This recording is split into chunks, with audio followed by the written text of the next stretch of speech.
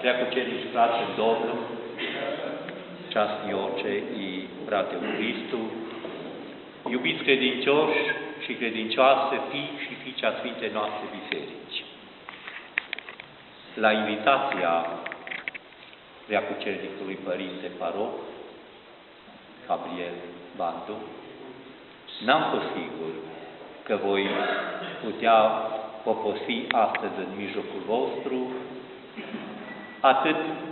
având în vedere obligațiile pe care am în parohie, cât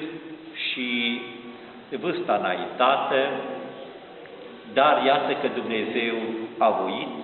astăzi să fim împreună și așa cum ne învață Sfânta Scriptură, să ne bucurăm cu cei ce se bucură.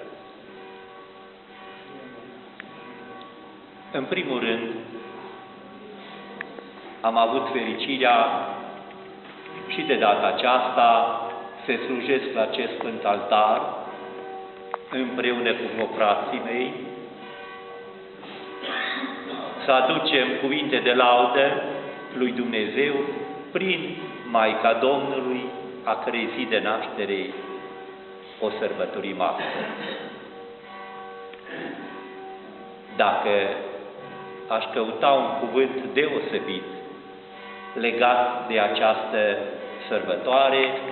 desigur că n-aș putea găsi alta decât fraza aceea, cuvintele aceea,